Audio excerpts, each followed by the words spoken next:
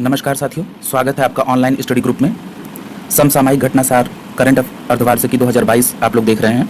इसका पहला पार्ट आप लोगों के बीच आ चुका है और ये दूसरा पार्ट आ रहा है।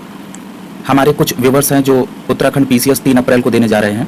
उनका ये अनुरोध है कि यदि ये वन लाइनर सीरीज कंप्लीट कर दी जाए तो उनका भी कुछ लाभ हो सकता है। इस बात को दृष्टिगत रखते हुए जल्द से जल्द वन लाइनर सीरीज को कंप्लीट किया जाएगा। इस दूसरे भाग में अंतर्राष्ट्रीय परिदृश्य को देखेंगे और एक और पार्ट आएगा जिसमें हम लोग आर्थिकी, पुरस्कार और खेल को समायुक्त करेंगे और इस प्रकार हम लोग का तीसरे पार्ट में वन लाइनर सीरीज कंप्लीट हो जाएगा। तीसरा पार्ट हो सकता है कि आज रात में, नहीं तो कल सुबह अर्ली मॉर्निंग में आप लोग के बीच होगा। आप लोगों की सफलता के लिए ऑनलाइन स्टडी ग्रुप हमेशा तत्पर है, लेकिन एक शर्त है कि क्वालिटी के साथ कोई भी कंप्रोमाइज नहीं किया जाएगा। हम केवल प्रश्न ही नहीं, उसकी विस्तृत व्याख्या भी करते हैं। तो चलिए शुरू करते हैं अंतर्राष्ट्रीय परिदृश्य। पहला प्रश्न है, 24 मार्च 2022 को मनाए गए विश्व क्षय रोग दिवस की इस बार थीम क्या थी? तो invest to end TB save lives थी। विश्व क्षय रोग कब मनाया गया? तो 24 मार्च को मनाया गया। Invest to end TB save lives. अगला प्रश्न है, मार्च 2022 में संयुक्त राष्ट्र महासभा ने इस्लामोफोबिया के खिलाफ लड़ने के लिए किस तारीख को अंतर्राष्ट्रीय दिवस के रूप में मनाने की मंजूरी दी है? तो 15 मार्च को, यानी 15 मार्च को वह अंतर्राष्ट्रीय दिवस होगा जो इस्लामोफोबिया के खिलाफ लड़ने के लिए सेलिब्रेट मनाया जाएगा। और ये किसने इसकी मंजूरी दी है? तो संयुक्त राष्ट्र महासभा ने। अगला प्रश्न है, 4 फरवरी 2022 को मनाए गए विश्व कैंसर दिवस की थीम क्या थी? तो क्लोज द केयर गैप की थीम के साथ 4 फरवरी को विश्व कैंसर दिवस मनाया गया। ये परीक्षा के लिहाज से काफी इंपॉर्टेंट है। मार्च 2022 में जारी सिपरी रिपोर्ट के अनुसार दुनिया में हथियारों का सबसे बड़ा आयातक देश कौन है? तो भारत है। और यह रिपोर्ट किसके द्वारा जारी की जाती है? तो सिपरी द्वारा। सबसे बड़ा आयातक देश भारत। अगला प्रश्न है, वह इंटरनेशनल एयरलाइंस जो अपनी उड़ानों को बिजली देने में मदद के लिए सौर विमानन ईंधन का उपयोग करने वाला दुनिया का पहला एयरलाइंस बना है। तो उसका नाम है स्विस इंटरनेशनल एयरलाइंस, जो अपने विमानों में बिजली देने के लिए सौर विमानन ईंधन का प्रयोग करेगा। याद रखिएगा, स्विस इंटरनेशनल एयरलाइंस। अगला प्रश्न है, 15 मार्च 2022 को अमेरिका के लॉस एंजलिस में संपन्न मिस वर्ल्ड प्रतियोगिता 2021 की विजेता कौन बनी? तो कैरोलिना बिलावस्का। कहाँ की हैं? पोलैंड की हैं। कैरोलिना बिलावस्का ये अमेरिका के लॉस एंजलिस में संपन्न हुआ मिस वर्ल्ड प्रतियोगिता में जीती हैं। अगला प्रश्न है, हाल ही में कौन सा देश चक्रवाती तूफान इमनाती की चपेट में आया था? तो मेडागास्कर था। मेडागास्कर इमनाती चक्रवाती तूफान की चपेट में आया था। याद रखिएगा, यह परीक्षा के लिहाज से बहुत महत्वपूर्ण प्रश्न है। अगला प्रश्न है, मार्च 2022 में किस खेल संघ द्वारा रूसी राष्ट्रपति व्लादिमीर पुतिन को अध्यक्ष पद से निलंबित कर दिया गया? तो अंतर्राष्ट्रीय जूडो महासंघ द्वारा व्लादिमीर पुतिन को, जो रूसी राष्ट्रपति हैं, उनको खेल संघ ने, इस जूडो महासंघ ने अलग कर दिया अध्यक्ष पद से। अगला प्रश्न है, हाल ही में गूगल ने किस देश में प्ले पास सब्सक्रिप्शन सेवा शुरू करने की घोषणा की है? तो भारत में गूगल प्ले पास सब्सक्रिप्शन सेवा शुरू करेगा। अगला प्रश्न है, मार्च 2022 में यूरोपीय संघ ने किस देश को अपनी सदस्यता देने का निर्णय किया है? तो यूक्रेन को, और इस बात को लेकर रसिया नाराज भी है। अगला प्रश्न है, मार्च 2022 में किस देश ने चीन के विरोध के बाद भी 500 मिलियन अमेरिकी डॉलर के अनुदान सहायता को मिलेनियम चैलेंज कॉर्पोरेशन MCC के समझौते की पुष्टि की है? तो वो नेपाल है। यानी नेपाल के विरोध के बाद भी, नेपाल ने चीन के विरोध के बाद भी ये 500 मिलियन अमेरिकी डॉलर की सहायता को मंजूरी दे दी है। अगला प्रश्न है, global system for mobile communications association द्वारा 28 फरवरी से 3 मार्च 2022 तक कहां पर मोबाइल वर्ल्ड कांग्रेस की आयोजन किया जाएगा? तो बार्सिलोना, स्पेन में। ठीक है, अगला प्रश्न चलते हैं, ब्रिटेन का वह पूर्व प्रधानमंत्री जिन्हें 9 वर्ष 2022 के अवसर पर ब्रिटेन की महारानी नाइटहुड सम्मान से सम्मानित किया? तो टोनी ब्लेयर, ये ब्रिटेन के पूर्व प्रधानमंत्री हैं और नाइटहुड की उपाधि से इनको सम्मानित किया गया। अगला प्रश्न है, 3 मार्च 2022 को वैश्विक स्तर पर मनाए गए विश्व वन्य जीव दिवस का मुख्य विषय क्या था? तो रिकवरिंग की स्पीशीज फॉर इकोसिस्टम रिस्टोरेशन। और ये जो वन्य जीव दिवस मनाया गया, ये कब मनाया गया? तो 3 मार्च को मनाया गया। ठीक है, और इसकी थीम क्या है? रिकवरिंग की स्पीशीज फॉर इकोसिस्टम रिस्टोरेशन। अगला प्रश्न है, वह इस्लामिक देश जिसने मार्च 2022 में अपना दूसरा सैन्य उपग्रह नूर 2 को सफलतापूर्वक कक्षा में स्थापित किया? तो उसका नाम है ईरान। अगला प्रश्न है, किस देश ने मार्च 2022 में इंस्टाग्राम की जगह पे रॉसग्राम को चालू करने की घोषणा की है? तो रूस है। रूस अब इंस्टाग्राम की जगह पे रॉसग्राम चलाएगा। अगली खबर है, न्यूयॉर्क स्थित प्रतिबंध निगरानी सूची साइट कैस्टेलम आई द्वारा मार्च में जारी रिपोर्ट के अनुसार यूक्रेन पर आक्रमण के बाद दुनिया का कौन सा देश सर्वाधिक प्रतिबंधों से घिर गया है? तो वो है रूस। अगला प्रश्न है 8 मार्च 2022 को मनाए गए अंतर्राष्ट्रीय महिला दिवस इंटरनेशनल वुमेन्स डे पर थीम क्या था? तो एक स्थायी कल के लिए आज लैंगिक समानता, यानी अगर हमको बैलेंस्ड फ्यूचर चाहिए तो हमको किसी भी प्रकार की लैंगिक असमानता से बचना होगा, यानी लैंगिक डिस्क्रिमिनेशन नहीं करना होगा। ये एक थीम थी इस बार की। और ये अंतर्राष्ट्रीय महिला दिवस कब मनाया जाता है? 8 मार्च को। काफी महत्वपूर्ण प्रश्न है। अगला प्रश्न देखते हैं 8 मार्च 2022 को किस देश ने फेसबुक के विरुद्ध बड़ी कार्रवाई करते हुए देश में फेसबुक को पूर्णतः प्रतिबंधित कर दिया?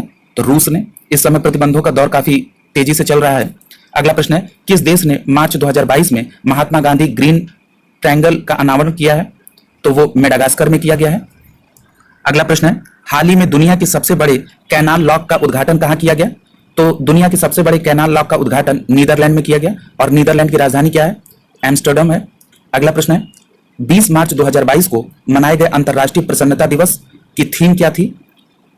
तो शांत रहो, समझदार रहो, दयालु रहो। शांत रहो, शांत रहोगे तभी समझदार रहोगे और दयालु भी बनोगे। यानी शांत रहो, समझदार रहो, दयालु रहो के थीम के साथ अंतर्राष्ट्रीय प्रसन्नता दिवस कब मनाया गया? तो 20 मार्च को मनाया गया। यहां तीनों बातें ध्यान देनी होंगी। अगला प्रश्न है 15 फरवरी 2022 को मनाए गए अंतर्राष्ट्रीय बाल कैंसर दिवस इस वर्ष की थीम क्या थी? तो अंतर्राष्ट्रीय बाल कैंसर दिवस कब मनाया गया? 15 फरवरी को। और इस बार की थीम क्या थी? Better survival is achievable through your hands, यानी बेटर सर्वाइवल तभी होगा is your achievable through your hands. ठीक है। अगला प्रश्न है 20 फरवरी 2022 को मनाए गए विश्व सामाजिक न्याय दिवस की थीम क्या थी? यानी विश्व सामाजिक न्याय दिवस कब मनाया गया? 20 फरवरी को। और इसकी थीम क्या थी? औपचारिक रोजगार के माध्यम से सामाजिक न्याय प्राप्त करना। ठीक है। अगला प्रश्न है वह अमेरिकी खगोल विज्ञान वैज्ञानिक जिनका 94 वर्ष की अवस्था में 19 मार्च 2022 को निधन हो गया, उनका क्या नाम था? Eugene Newman Parker. Eugene Newman Parker ये अमेरिकी खगोल वैज्ञानिक हैं जिनका निधन हुआ है। तो ये पूछा जा सकता है कि इनका संबंध किस देश से है। अगला प्रश्न है यूक्रेन पर आक्रमण के जवाब में अंतर्राष्ट्रीय ओलंपिक समिति आईओसी ने हाल ही में रूसी राष्ट्रपति व्लादिमीर पुतिन से किस अवार्ड को वापस ले लिया? तो ओलंपिक अवार्ड पुरस्कार वापस ले लिया गया है रूस के प्रधानमंत्री से। यूक्रेन विवाद में हम लोगों ने काफी चीजों को देखा था और कुछ चीजों को आज मैं सम्मिलित कर ले रहा हूं क्योंकि कुछ लोगों का पेपर भी है परसों। तो उनके दृष्टिकोण से चलिए आइए यूक्रेन के संबंधित कुछ बातों को देख लिया जाए। यूक्रेन की राजधानी कहां पर है? कीव में है। यह भी पूछा जा सकता है कि यूक्रेन किस नदी के किनारे है? तो नीपर नदी के किनारे। यूक्रेन से जो सीमा बनाने वाले देशों की संख्या है वो 7 है और 2 सागर जो हैं वो दक्षिण में यूक्रेन की सीमा पे हैं, काला सागर और अजोव सागर। और जो 7 देश हैं उनका नाम भी देख लिया जाए। तो यूक्रेन की सीमा पर रूस है, बेलारूस है, पोलैंड है, स्लोवाकिया है, हंगरी है, माल्डोवा है, रोमानिया है। एक बार थोड़ा राजधानी के क्रम से भी देख लीजिए। रूस की राजधानी मास्को, बेलारूस की राजधानी मिन्स्क, पोलैंड की राजधानी वारसा, स्लोवाकिया की राजधानी ब्रातिस्लावा और हंगरी की राजधानी बुडापेस्ट, माल्डोवा की राजधानी किसिनेव, रोमानिया की राजधानी बुखारेस्ट। और एक चीज और काफी इंपॉर्टेंट है, आप लोग कई बार इस प्रश्न के दौरान वहां के राष्ट्रपति और प्रधानमंत्री का भी चर्चा सुनते रहे। तो यूक्रेन के राष्ट्रपति का नाम क्या है? Volodymyr Zelensky. और एक चीज और ये पूछा जा सकता है कि ये किस पार्टी से हैं? तो ये सर्वेंट ऑफ पीपल पार्टी से संबंधित हैं। यूक्रेन के वर्तमान प्रधानमंत्री का नाम क्या है? तो डेनिस श्यामयाल। और रूस भी संबंधित है इस विवाद में। तो रूस के भी रक्षा मंत्री का नाम क्या है? तो सर्जी शोइगु। और प्रधानमंत्री का भी नाम पूछ सकता है तो मिखाइल मिशुस्तिन। और राष्ट्रपति का नाम व्लादिमीर पुतिन आप लोग जानते ही हैं। रूस की खुफिया एजेंसी का नाम क्या है? तो GRU है। ठीक है। इतनी बातें जो हैं पूछी जा सकती हैं। एक बात और पूछी जा सकती है कि यूक्रेन USSR से कब अलग हुआ? 1991 में 15 देश बने थे। इस प्रकार हम लोगों ने इन प्रश्नों को देखा। एक चर्चा और आप लोगों ने समाचार पत्रों या टीवी चैनलों में बार बार एक नाम सुना होगा, ओडिशा। तो ये यूक्रेन में ही है। ठीक है। और ये काला सागर से अपनी सीमा भी बनाता है। चलिए आगे देखते हैं। यूक्रेन पर आक्रमण के दौरान रूसी सेना ने दुनिया के किस बड़े विमान को नष्ट कर दिया था? तो एंटोनोव 225 कार्गो विमान को रूसी सेना ने नष्ट कर दिया था। अगला प्रश्न है 1 मार्च 2022 को मनाए गए शून्य भेदभाव दिवस का इस बार का थीम क्या था? तो नुकसान पहुंचाने वाले कानूनों को हटाएं और सशक्त बनाने वाले कानून को बनाएं। ये शून्य भेदभाव दिवस कब मनाया गया? तो ये 1 मार्च को मनाया गया था।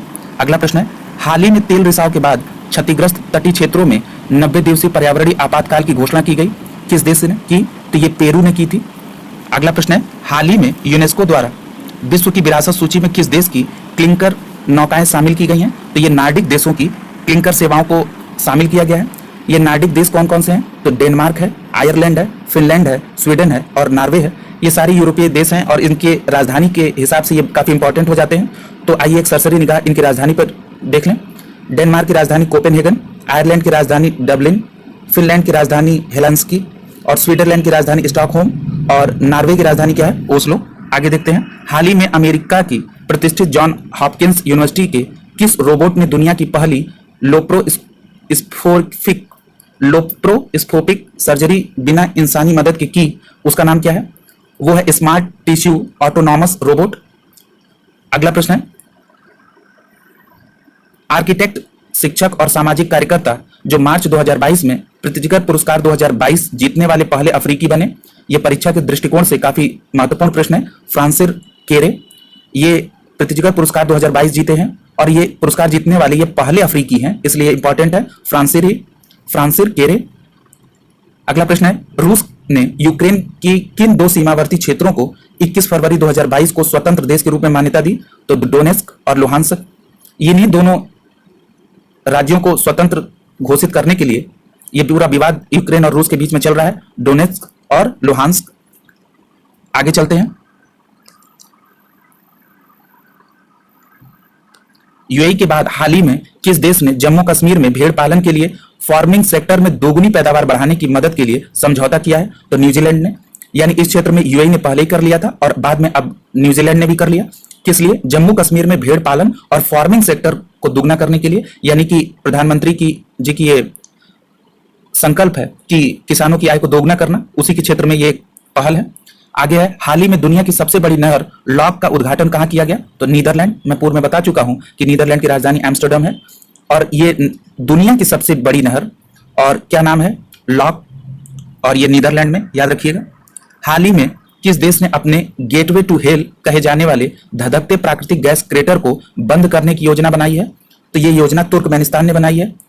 किस चीज को बंद करने की? तो एक धधकता हुआ प्राकृतिक गैस क्रेटर है और उसका नाम क्या है? Gateway to hell. तुर्कमेनिस्तान की राजधानी क्या है? तो अश्खाबाद है। अगला प्रश्न है, पेट्रोलियम निर्यातक देशों के संगठन ओपेक ने हाल ही में किसे अपना नया महासचिव नियुक्त किया है? तो ये हैथम अल थैसी को, जो कुवैत के रहने वाले हैं, ये अब ओपेक के नए महासचिव होंगे। क्या नाम है? हैथम अल थैसी। अब जब ओपेक नाम आ गया तो इसके बारे में थोड़ी चर्चा कर लेते हैं। ओपेक जो है वो पेट्रोलियम निर्यातक देशों का एक संगठन है और इसका मुख्यालय कहाँ पर है? तो वियना, ऑस्ट्रिया में है। और इसकी स्थापना कब हुई थी? तो ये 1960 में हुई थी। ठीक है। और ओपेक का फुल फॉर्म भी कई बार पूछ देता है, तो organisation of petroleum exporting countries. अगला प्रश्न है, और इसके महानिदेशक कौन बन गए? हैथम अल थैसी। अगला है, कुवैत के हैं ये। अगला प्रश्न है, हाल ही में किसे पाकिस्तान के सुप्रीम कोर्ट की पहली महिला जज नियुक्त किया गया है? तो जस्टिस आयशा मलिक को, यानी आयशा मलिक सुप्रीम कोर्ट की पहली महिला जज हो गई हैं। अगला प्रश्न है, हेलसिंकी विश्वविद्यालय के शोधकर्ताओं द्वारा हाल ही में किस नाम की एक अणु विकसित किया गया जो कोरोना वायरस स्पाइक प्रोटीन को निष्क्रिय कर देगा? तो ट्रिज 92 जो है वो हेलसिंकी विश्वविद्यालय के शोधकर्ताओं ने बनाया और ये क्या करेगा? कोरोना वायरस के स्पाइक प्रोटीन को निष्क्रिय कर देगा।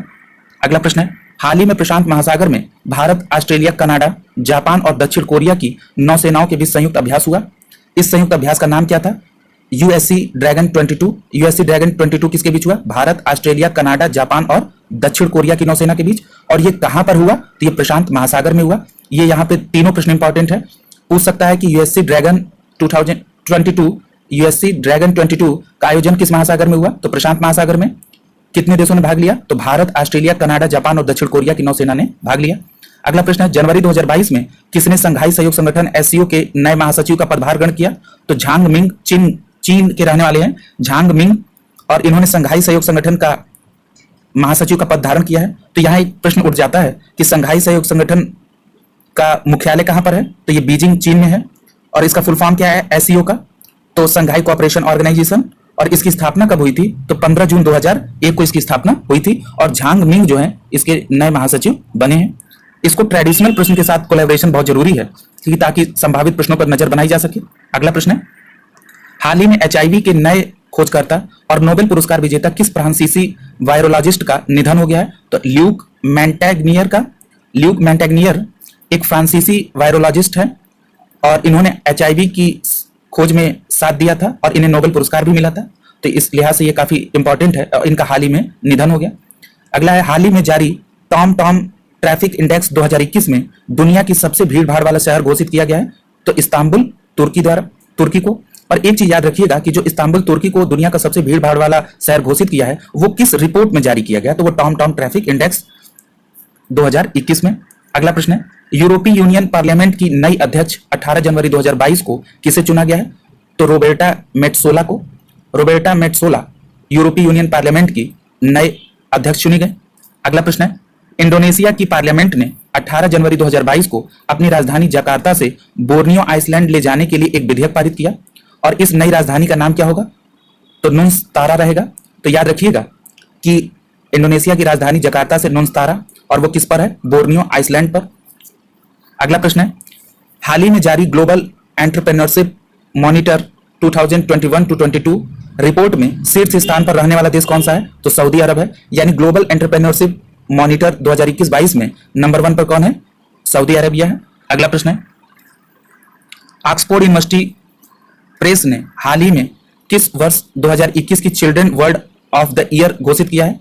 तो चिंता को क्या कर रहा है? प्रश्न कह रहा है कि ऑक्सफोर्ड यूनिवर्सिटी प्रेस ने हाल ही में 2021 को children world of the year घोषित किया। किसको? चिंता को। यानी कि जो 2021 के समय और इसके इर्द गिर्द जो ये कोरोना का पेंडेमिक था, इसके कारण चिल्ड्रन की परीक्षा को लेकर या उनकी पढ़ाई को लेकर काफी चिंताएं रही।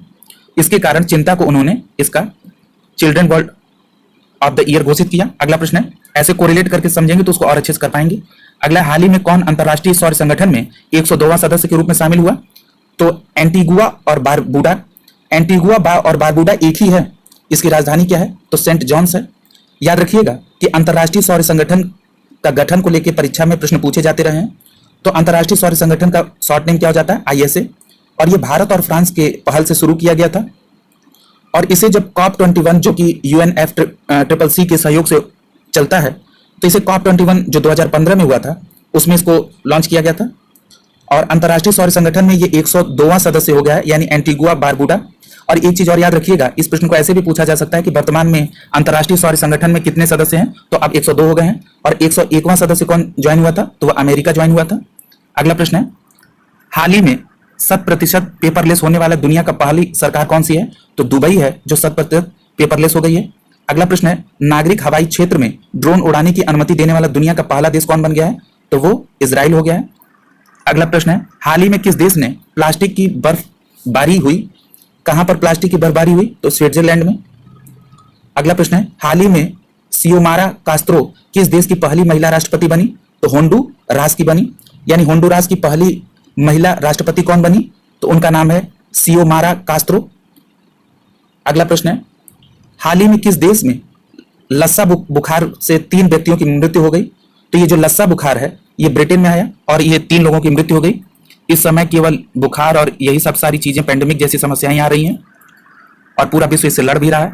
अगला प्रश्न है, फरवरी 2022 में किस अंतर्राष्ट्रीय संगठन द्वारा तंबाकू छोड़ो ऐप लॉन्च किया गया? तो वो विश्व स्वास्थ्य संगठन WHO द्वारा लॉन्च किया गया। कौन सा ऐप? अंतर्राष्ट्रीय तंबाकू छोड़ो ऐप। अब जब WHO की चर्चा हुई है तो थोड़ा WHO के बारे में भी जान लिया जाए। WHO की जो स्थापना है वो 1948 में हुई थी और इसका मुख्यालय जेनेवा स्विट्जरलैंड में है। अच्छा, अक्सर आप लोगों ने ये देखा होगा कि ज्यादातर संगठन का जो मुख्यालय है वो जेनेवा स्विट्जरलैंड में है, जैसे WHO का है। तो मैं कुछ और संबंधित संगठन है जिसका मुख्यालय जेनेवा में है तो उसको भी यहाँ जल्दी से जिक्र कर दे रहा हूँ। अंतर्राष्ट्रीय श्रम संगठन जिसका मुख्यालय जेनेवा में है और इसकी स्थापना 1919 में हुई थी। अंतर्राष्ट्रीय मौसम विज्ञान केंद्र जो 1950 में बना, इसका भी मुख्यालय जेनेवा स्विट्जरलैंड में। विश्व बौद्धिक संपदा जिसका स्थापना 1967 में हुई और ये भी जेनेवा स्विट्जरलैंड में मुख्यालय। विश्व व्यापार संगठन की स्थापना 1995 में, मुख्यालय जेनेवा स्विट्जरलैंड। संयुक्त राष्ट्र व्यापार एवं विकास, इसकी स्थापना 1964 में और मुख्यालय जेनेवा स्विट्जरलैंड। अंतर्राष्ट्रीय रेड क्रॉस 1883 में, इसका मुख्यालय जेनेवा स्विट्जरलैंड में। और विश्व आर्थिक मंच 1971 में, इसका भी मुख्यालय जेनेवा स्विट्जरलैंड में। इस प्रकार आप लोगों को जेनेवा स्विट्जरलैंड के जितने भी संगठन हैं वो एक जगह कलेक्ट हो गए होंगे और आशा करते हैं कि आपको ये मदद भी करेंगे।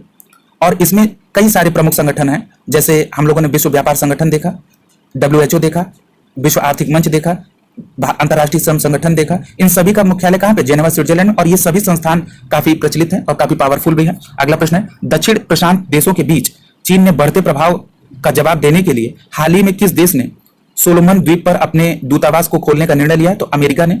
यानी दक्षिण प्रशांत देशों में चीन अपना दबदबा बढ़ाने की कोशिश कर रहा है, उसको काउंटर करने के लिए अमेरिका सोलोमन द्वीप पर अपना दूतावास खोलेगा। अगला प्रश्न है, अंतर्राष्ट्रीय पुलिस संगठन इंटरपोल की जनरल असेंबली ने 25 नवंबर 2021 को अपना किसी नया प्रेसिडेंट चुना है? तो ये अहमद नासिर अल रईसी को। और ये अहमद नासिर अल रईसी कहाँ के रहने वाले हैं? तो ये यूएई के हैं। और ये अंतर्राष्ट्रीय पुलिस संगठन इंटरपोल के अपने नए प्रेसिडेंट चुने गए हैं। अगला प्रश्न है, 24 नवंबर 2021 को किसे स्वीडन की पहली महिला प्रधानमंत्री चुना गया है?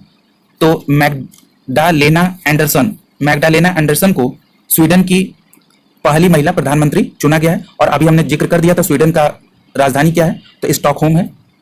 आगे चलते हैं, जलवायु परिवर्तन पर संयुक्त राष्ट्र का आगामी सम्मेलन COP27 नवंबर 2022 में कहां पर प्रस्तावित है?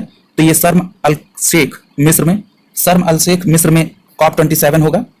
अब ये कॉप शब्द आ गया है तो थोड़ा इसकी भी चर्चा कर लीजिए।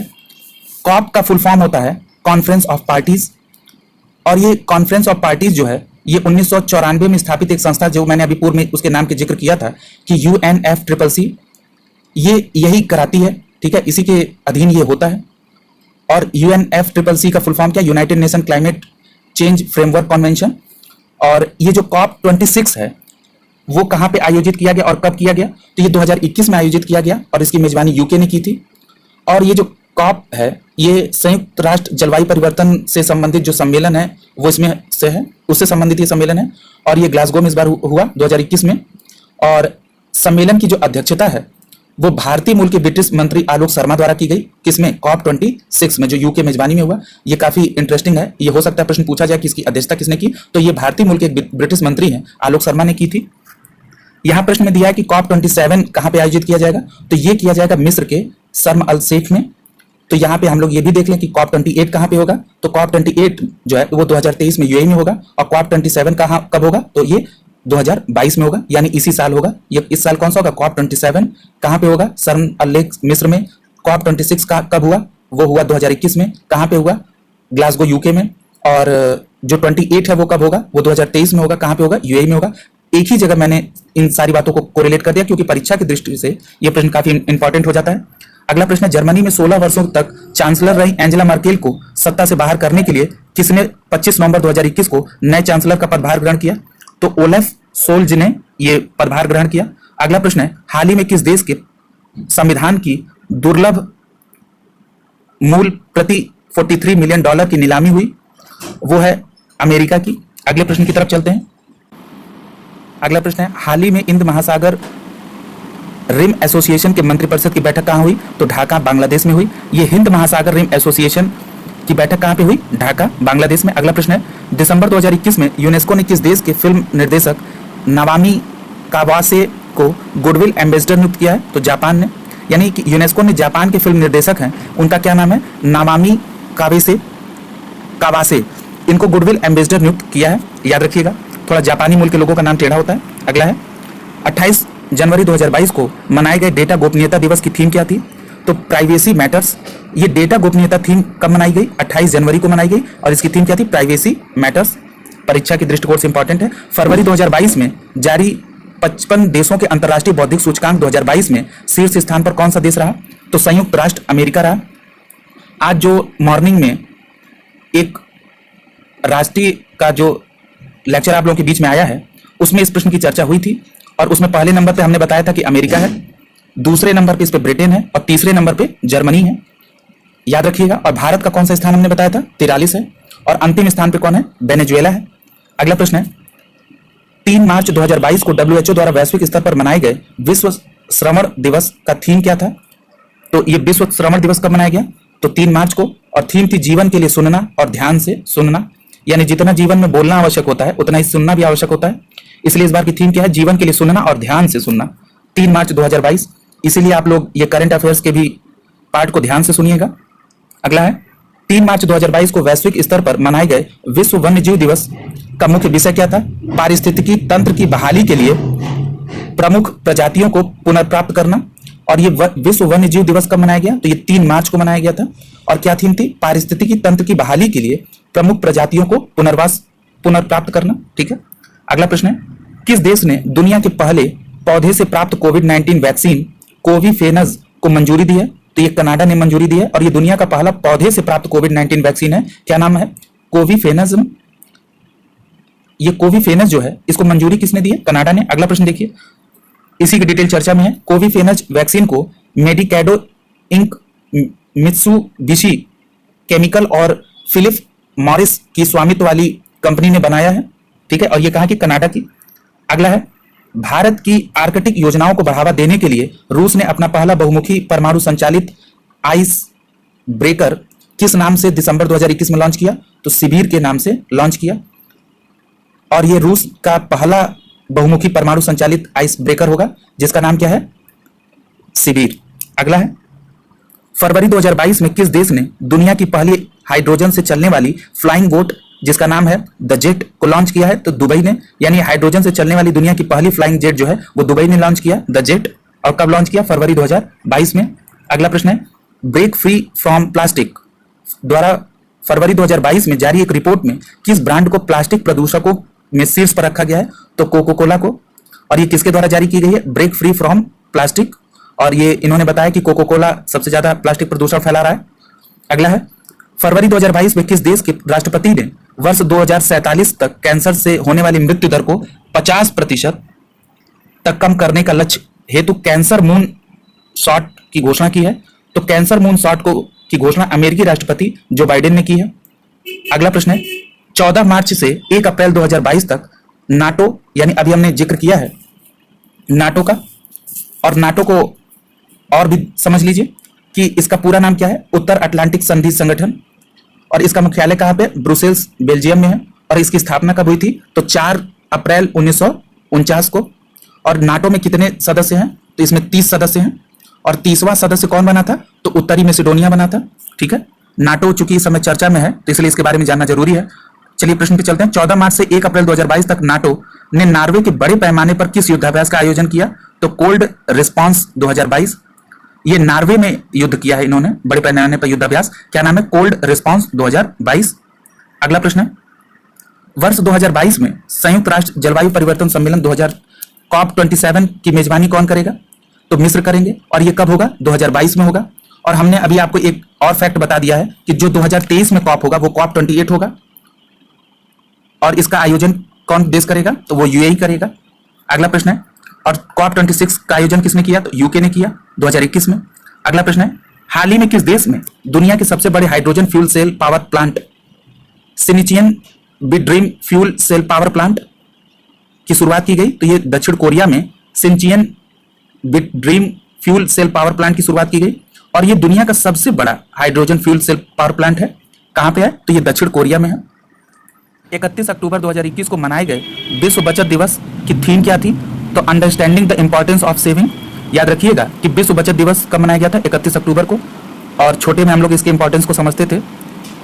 एक गुल्लक लेके मिट्टी का, उसमें हम लोग सेविंग करते थे। तो ये understanding the importance of saving है। अगला है, 31 अक्टूबर को हुआ था। अगला है, अक्टूबर 2021 में जारी global climate tech investment trade report 2021 में कौन सा देश शीर्ष पे रहा? तो अमेरिका। कौन सी रिपोर्ट है? Global climate tech investment trade report है 2021 की। अमेरिका इसमें नंबर 1 पे है। G20 देशों के जो 17वां शिखर सम्मेलन 2022 में होगा वो कहां प्रस्तावित है? तो ये इंडोनेशिया। G20 देशों का जो 17वां शिखर सम्मेलन है वो 2022 में कहां प्रस्तावित है? तो वो इंडोनेशिया में है। यानी कि G20 देशों का जो 17वां है, पूछ सकता है कि G20 देशों का 2022 में कौन सा सम्मेलन होगा? तो 17वां। और कहां पे होगा? तो इंडोनेशिया में। अगला प्रश्न है, हाल ही में किस शब्द को ऑक्सफोर्ड डिक्शनरी का वर्ड ऑफ द ईयर 2021 घोषित किया गया है? तो वो वैक्स को। यानी कि ऑक्सफोर्ड डिक्शनरी ने वर्ड ऑफ द ईयर यानी वर्ड ऑफ द ईयर 2021 किसको माना है? तो ये वैक्स को। अगला प्रश्न है, नवंबर 2021 में किस यूरोपीय देश द्वारा 2030 तक वनों की कटाई को रोकने और भूमि क्षरण को रोकने के लिए एक महत्वाकांक्षी घोषणा की गई है? तो वो यूनाइटेड किंगडम ने यह घोषणा की है कि हम 2030 तक वनों की कटाई को रोकेंगे और भूमि के क्षरण को भी रोक देंगे। अगला प्रश्न है कि 5 नवंबर 2021 को मनाए गए विश्व सुनामी जागरूकता दिवस की थीम क्या थी? तो सेंडाई 7 कैंपेन। और ये कब मनाया गया? 5 नवंबर 2021 को। और क्या नाम है? विश्व सुनामी जागरूकता दिवस। अगला प्रश्न है, कब 5 नवंबर को? नवंबर 2021 में यूनाइटेड किंगडम की सरकार ने महात्मा गांधी की स्मृति में पहला स्मारक सिक्का 5 पाउंड का लॉन्च किया। सिक्के में प्रयुक्त उदाहरण क्या है? मेरा जीवन ही मेरा संदेश है। याद रखिएगा, परीक्षा के दृष्टिकोण से ये काफी इंपॉर्टेंट है। और इसमें क्या प्रश्न बन सकता है कि जो यूके की सरकार ने महात्मा गांधी की स्मृति के लिए जो सिक्का जारी किया वो कितने का है? तो 5 पाउंड का है। सिक्के पर क्या लिखा है? कि मेरा जीवन ही मेरा संदेश है। और किसके द्वारा लॉन्च किया गया? तो यूके द्वारा, यूनाइटेड किंगडम द्वारा। अगला प्रश्न है, अमेरिकी data intelligence firm the morning consult द्वारा नवंबर 2021 में के पहले सप्ताह में जारी सर्वे रिपोर्ट में दुनिया के सबसे लोकप्रिय नेता चुना गया। तो किसे चुना गया? भारतीय प्रधानमंत्री श्री नरेंद्र मोदी को। अगला प्रश्न है, नवंबर 2021 के पहले सप्ताह में जारी 2022 के क्यूएस एशिया यूनिवर्सिटी रैंकिंग में किस विश्वविद्यालय को नंबर 1 मिला? तो national university of Singapore NUS को क्यूएस एशिया यूनिवर्सिटी रैंकिंग में नंबर 1 मिला। अगला प्रश्न है, 16 अक्टूबर 2021 को दुनिया भर में मनाए गए विश्व खाद्य दिवस की इस बार की थीम क्या थी? एक स्वस्थ कल के लिए अब सुरक्षित भोजन। ये कब है? विश्व खाद्य दिवस 16 अक्टूबर को। इसीलिए कहा जाता है कि यदि आप कल अपने भविष्य को सुरक्षित रखना चाहते हैं, स्वस्थ रखना चाहते हैं, तो जो ज्यादा बाहर की चीजें हैं, जंक फूड वगैरह नहीं खाना चाहिए। और इसीलिए इस बार की थीम क्या है? एक स्वस्थ कल के लिए अब सुरक्षित भोजन। आप लोग भी शुरू करिए। विश्व खाद्य दिवस किस डेट को मनाई गई? तो 16 अक्टूबर को। दक्षिण कोरिया ने 21 अक्टूबर 2021 को किस नाम से अपना पहला रॉकेट लॉन्च किया है? तो नूरी के नाम से दक्षिण कोरिया ने अपना पहला रॉकेट लॉन्च किया है। ये इंपॉर्टेंट है। अगला प्रश्न है, अक्टूबर 2021 में ऑस्ट्रेलिया ने कब तक नेट जीरो उत्सर्जन का लक्ष्य रखा है? तो ये 2050 तक रखा है। यहां पर एक प्रश्न और बन जाता है कि भारत ने शुद्ध शून्य उत्सर्जन का लक्ष्य कब रखा है? तो 2070 तक रखा है। ठीक है, इसको कोरिलेट करते हुए चलिए। जो भी फैक्ट आप पढ़ चुके हैं उसको कोरिलेट करने की कोशिश करिए ताकि आपका वो फैक्ट रिकॉल होता रहे। क्योंकि ये मस्तिष्क में जब डेटा हम भरते जाते हैं तो ये जो जरूरी डेटा है उसको याद नहीं रखता है, फालतू बातों को ज्यादा याद रखता है। तो इसलिए इसको बार बार रिकॉल भी कराते रहें। अगला प्रश्न है, थोड़ा हल्का करने के लिए, बहुत ज्यादा देर से चीजें बहुत गंभीर चल रही थी। अगला प्रश्न देखें, हाल ही में सूर्य पर हुई एक और सौर ज्वाला में एक चुंबकीय तूफान को जन्म दिया और इस सौर तूफान में किस दिन पृथ्वी पर पहुंचा था? तो ये 4 नवंबर 2021 को पृथ्वी पर यह सौर ज्वाला तूफान, चुंबकीय तूफान पहुंचा था। अगला प्रश्न है, 10 नवंबर 2021 को वैश्विक स्तर पर मनाए गए शांति और विकास के लिए विश्व विज्ञान दिवस का मुख्य विषय क्या था? तो ये विश्व विज्ञान दिवस कब मनाया गया? तो 10 नवंबर को मनाया गया। और इसका विषय क्या था? जलवायु तैयार समुदायों का निर्माण। ठीक है, यानी कि बिल्डिंग क्लाइमेट रेडी कम्युनिटीज। अगला प्रश्न है, अक्टूबर 2021 में किस देश ने घोषणा की कि वह 2060 तक शुद्ध शून्य उत्सर्जन के लक्ष्य को प्राप्त कर लेगा? तो ये सऊदी अरेबिया। याद रखिएगा, इस प्रकार का प्रश्न इस बार बनने की पूरी संभावना है। यानी सऊदी अरेबिया ने 2060 तक, भारत ने 2070 तक, और अभी हम लोगों ने किसका पढ़ा है? ब्रिटेन का पढ़ा है। अगला देखिए, ग्लासगो में COP26 सम्मेलन के दौरान किस देश ने भारत के नेतृत्व में गठित इंटरनेशनल सोलर अलायंस में शामिल होने की घोषणा की? तो वह अमेरिका ने। हमने आपको बता दिया था कि 101वां जो था वो अमेरिका था। ठीक है, अगला प्रश्न देखिए, अक्टूबर 2021 में किस देश ने अपना पहला जेंडर एक्स पासपोर्ट जारी किया है? तो वो अमेरिका ने अपना पहला जेंडर एक्स पासपोर्ट जारी किया। अगला प्रश्न है, अक्टूबर 2021 में किस यूरोपीय देश ने अपने सैन्य संचार उपग्रह सिराक्यूज 4A के सफल परीक्षण किया है? तो सिराक्यूज 4A को फ्रांस का सफल परीक्षण किया गया, फ्रांस द्वारा। अगला है, अक्टूबर 2021 में मनाए गए विश्व शहर दिवस यानी वर्ल्ड सिटीज डे का इस बार थीम क्या था? तो जलवायु परिवर्तन के लिए शहरों को अपनाना, जलवायु लचीलापन के लिए शहरों को अपनाना। ये इस बार की थीम थी किसकी? विश्व शहर दिवस, जो 31 अक्टूबर को मनाया गया। जलवायु लचीलापन के लिए शहरों को अपनाना। अगला प्रश्न है, दुनिया के सबसे बड़े hydrogen fuel cell power plant का उद्घाटन कहां किया गया? तो वो दक्षिण कोरिया में किया गया और ये दुनिया का सबसे बड़ा hydrogen fuel cell power plant है। अगला प्रश्न है, 8 नवंबर 2021 को वैश्विक स्तर पर मनाए गए अंतर्राष्ट्रीय रेडियोलॉजी दिवस की इस बार थीम क्या थी? तो इंटरवेंशनल रेडियोलॉजिकल, रोगी के लिए सक्रिय देखभाल। यानी कि जो 8 नवंबर को अंतर्राष्ट्रीय रेडियो दिवस मनाया गया, पहली बात ये, और उसकी थीम क्या थी? इंटरवेंशनल रेडियोलॉजी, रोगी के लिए सक्रिय देखभाल। अगला प्रश्न है, 2021 की 20 अक्टूबर को वैश्विक स्तर पर मनाए गए विश्व ऑस्टियोपोरोसिस दिवस की थीम क्या थी? तो हड्डियों की ताकत की सेवा, यानी हड्डियों की ताकत की सेवा विषय कब मनाया गया? तो विश्व ऑस्टियोपोरोसिस दिवस के, और ये कब आयोजित किया गया? तो 20 अक्टूबर, यानी 20 अक्टूबर को विश्व ऑस्टियोपोरोसिस दिवस। इसकी थीम क्या थी? हड्डियों की ताकत की सेवा। इस प्रकार के प्रश्नों को कई बार रिवाइज भी करते रहिए। अगला प्रश्न है 20 अक्टूबर 2021 को मनाए गए अंतर्राष्ट्रीय शेफ दिवस की थीम क्या थी? तो भविष्य के लिए स्वस्थ भोजन। और ये अंतर्राष्ट्रीय शेफ दिवस कब मनाया गया? तो 20 अक्टूबर को। अगला प्रश्न है 8 अक्टूबर 2021 को मनाए गए विश्व प्रवासी पक्षी दिवस की थीम क्या थी? तो sing fly soar like a bird. ये अक्टूबर 2021 में 8 अक्टूबर को ये मनाया गया विश्व प्रवासी पक्षी दिवस। कई परीक्षाओं में पूछा जा चुका है ये प्रश्न को। अगला प्रश्न है चीनी अंतरिक्ष स्टेशन ने 6 महीने से प्रवास कर रहे वह चीनी अंतरिक्ष यात्री जिन्होंने 8 नवंबर 2021 को अंतरिक्ष में चहलकदमी करने वाली पहली चीनी महिला अंतरिक्ष यात्री बनी, तो उनका नाम क्या है? Wang Yaping. ये वांग यापिंग जो है ये पहली चीनी महिला है जो वहां पे चहलकदमी कर रही हैं और वो चीनी अंतरिक्ष स्टेशन पर 6 माह से प्रवास कर रही हैं। अगला प्रश्न है 8 अक्टूबर 2021 को किस देश में विश्व की पहली स्वचालित चालक रहित ट्रेन का अनावरण किया गया? तो ये हैम्बर्ग जर्मनी में विश्व की पहली स्वचालित चालक रहित ट्रेन का अनावरण किया गया। अगला प्रश्न है 2021 से 2023 की अवधि के लिए world association of investment promotion एजेंसियों को के अध्यक्ष के रूप में पिछले दिनों नियुक्त किया गया, तो भारत को। यानी भारत को किसकी अध्यक्षता दी गई? तो world association of investment promotion agency. और ये किस ड्यूरेशन के लिए दी गई? तो 2021 से 2023 तक के लिए। ये इंपॉर्टेंट है, कई बार इस बार ड्यूरेशन बहुत पूछा जा रहा है। अगला देखिए 30 अक्टूबर 2021 को रोम में संपन्न G20 देशों की 16वें शिखर सम्मेलन की थीम क्या थी? तो जनता, पृथ्वी और समृद्धि।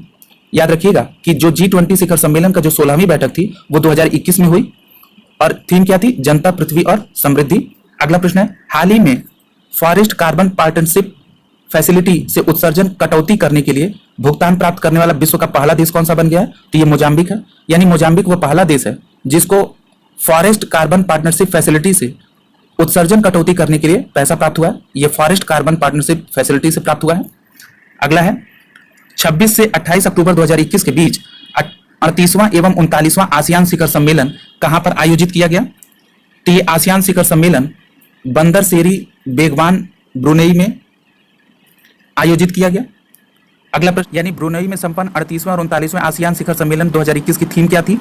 तो वी केयर, वी प्रिपेयर और वी प्रॉस्पर। अगला प्रश्न है दुनिया की सबसे बड़ी सोशल मीडिया कंपनी फेसबुक अक्टूबर 2021 में अपना नया नाम परिवर्तित कर रही है। इसका नाम क्या है? मेटा। ठीक है, याद रखिएगा। अगला प्रश्न है 17 अक्टूबर 2021 को वैश्विक स्तर पर मनाए गए अंतर्राष्ट्रीय गरीबी उन्मूलन दिवस की थीम क्या थी? तो एक साथ आगे बढ़ना, लगातार गरीबी को समाप्त करना और सभी लोगों और हमारे ग्रह को सम्मान करना। ये किसकी थीम थी? तो अंतर्राष्ट्रीय गरीबी उन्मूलन दिवस जो 17 अक्टूबर को मनाया गया। एक साथ आगे बढ़ना, लगातार गरीबी को समाप्त करना और सभी लोगों और हमारे ग्रह का सम्मान करना। अगला प्रश्न है अमेरिकी अंतरिक्ष एजेंसी नासा ने 14 अक्टूबर 2021 को बृहस्पति ग्रह के ट्रोजन क्षुद्र ग्रहों के अध्ययन हेतु अपनी तरह के पहले मिशन को लॉन्च किया है। तो इसका नाम क्या है? तो ये लूसी मिशन है। और इसे किसने लॉन्च किया है? तो ये अमेरिकी अंतरिक्ष एजेंसी ने, नासा ने लॉन्च किया है। और ये बृहस्पति ग्रह के एक ट्रोजन क्षुद्र ग्रहों के अध्ययन के लिए जा रहा है। और क्या नाम है इस पहले मिशन का? तो ये नाम है लूसी मिशन। ठीक है। अगला प्रश्न है 9 अक्टूबर 2021 को वैश्विक स्तर पर मनाए गए विश्व डाक दिवस की थीम क्या थी? तो इनोवेट टू रिकवर। ये किसकी थीम थी? विश्व डाक दिवस की, 9 अक्टूबर को जो मनाया गया। अगला प्रश्न है 30 से 31 अक्टूबर 2021 को G20 देशों का जो 16वां शिखर सम्मेलन है वो कहां आयोजित किया गया? तो वो रोम, इटली में आयोजित किया गया। अगला प्रश्न है 1 अक्टूबर 2021 को वैश्विक स्तर पर मनाए गए वृद्ध व्यक्तियों का अंतर्राष्ट्रीय दिवस की थीम क्या थी? तो सभी उम्र के लिए डिजिटल इक्विटी। याद रखिएगा कि अंतर्राष्ट्रीय जो वृद्ध दिवस है वो कब मनाया गया था? 1 अक्टूबर को मनाया गया था। ठीक है। और क्या थीम थी? सभी उम्र के लिए डिजिटल इक्विटी। अगला प्रश्न है 12 अक्टूबर 2021 को मनाए गए विश्व गठिया दिवस की थीम क्या थी? तो don't delay, connect today, time to work. और ये कब मनाया गया विश्व गठिया दिवस? तो 12 अक्टूबर को मनाया गया। अगला प्रश्न है विश्व स्वास्थ्य संगठन WHO द्वारा 6 अक्टूबर 2021 को मलेरिया के टीके को मंजूरी दी गई और वो क्या नाम है? तो RTS, 5/AS01। ठीक है, याद रखिएगा RTS 5/AS01। और अभी हमने आपको बता दिया है कि WHO का मुख्यालय कहां पे है? Geneva, Switzerland. और इसकी स्थापना कब हुई थी? 1948 में। ठीक है। इस प्रकार हमारा अंतरराष्ट्रीय परिदृश्य पूरा कंप्लीट हो गया और अब बचा है आर्थिकी, पुरस्कार और खेल, जो तीसरे लेक्चर में ही इन तीनों विषय को समाहित कर लिया जाएगा। इन तीनों लेक्चर के जल्दी आने का जो कारण है वो ये है कि हमारे कुछ व्यूवर्स में से 3 अप्रैल को उत्तराखंड पीसीएस का पेपर देना है, तो उनका ये अनुरोध था कि यदि वन राइलर की सीरीज पूरी कंप्लीट हो जाती तो इसमें से कुछ मदद मिल सकती थी। तो उनके इस अनुरोध का अन्य व्यूवर्स को यह फायदा मिल गया कि उनको वीडियो एक साथ समय पर मिल गई। तो उनका यह दायित्व है कि वो अपने पेपर के लिए जो करंट अफेयर्स इसमें हैं उसको प्रिपेयर कर लें, ताकि जो दूसरी कोई प्रतिष्ठित मैगजीन आए तो उसको जब हम अध्ययन करने चलें तो इसमें दिए गए प्रश्नों को हम वहां से कोरिलेट करेंगे तो और अच्छा रहेगा। और इस प्रकार हम कम से कम 2 या 3 मैगजीन को कवर कर लेंगे, ताकि जो करंट अफेयर्स के प्रश्न हैं वो हमसे बिल्कुल गलत। आप लोगों के अनुरोध पर यह सीरीज लाई जा रही है, इसलिए आप लोगों का यह दायित्व है कि आप इसका पूरा लाभ भी उठाएं और इसको अपने फ्रेंड सर्किल में शेयर भी करें।